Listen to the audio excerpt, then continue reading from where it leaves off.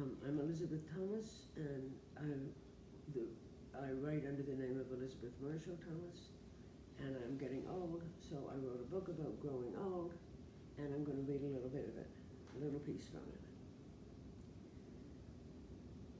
Forgetting can cause horrors.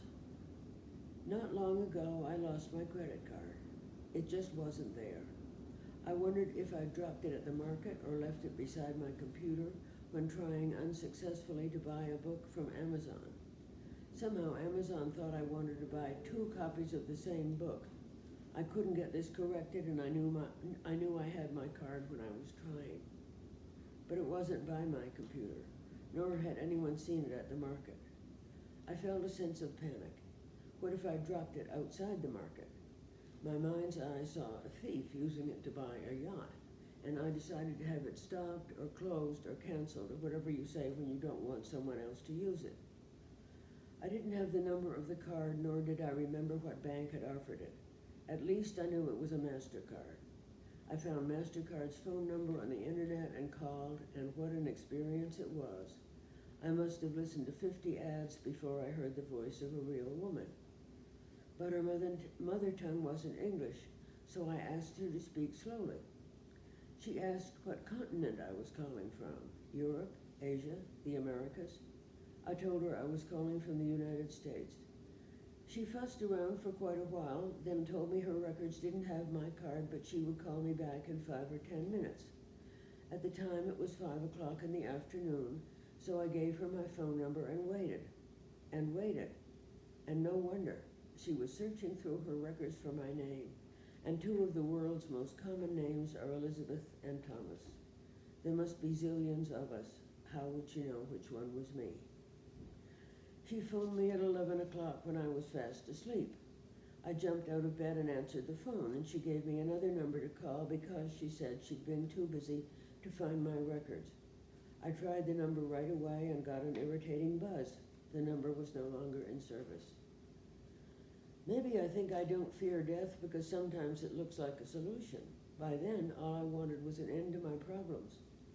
Back in bed, I tossed and turned and had bad dreams, probably of someone using my card to buy a mansion. And I woke up telling myself to pull myself together and find a better way to solve the problem. I took a deep breath. I looked up at the sky. I don't believe in God, but prayer works for some reason. So I said a prayer, remembering my grandmother Nana. Nobody anywhere before or since could find things like she could. Even when she was 100 years old, her prayer would lead her quickly to whatever anyone had lost. And then, as often happens, my prayer was answered. I suddenly knew that years ago I'd written down the MasterCard's number, also the phone number to call if I needed to tell MasterCard something. The memory appeared as if it was a photograph. I saw myself writing the number with a pen on a mid-sized piece of paper. The numbers on the credit card were microscopic, or to put it more accurately, they seemed small to someone whose eyes were 87 years old.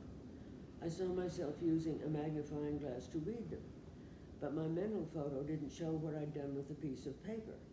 I thought it must be in the house, so I searched and searched. For hours I searched, and yes, I found it in one of my hundreds of files, not arranged in any order, and this one was marked credit cards. Not only had I written the card number, I'd written the expiration date, also the little numerical password on the back, and also the number to call. How's that for organization? And I thought I was senile. I called that number, got an instant answer from a real person, and canceled the card with the promise of a new one in 2 days. I then lived happily ever after, or reasonably happy ever after, or reasonably happy for a while. But things got even better. I called my daughter in Texas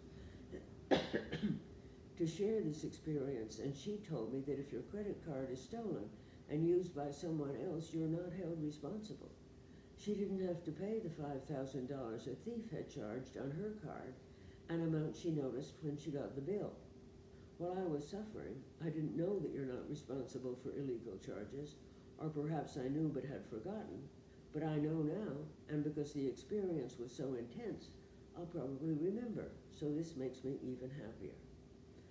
Never mind that the whole thing was a mistake and that I wouldn't be charged for illegal purchases. I'd made a note with the card number and all the other information. I'd put it in a file marked credit cards, and when I needed it, I pulled it out. Disregard the first part of my story, accept the last part, and you'll see that I'm functioning beautifully. What do you think of these things?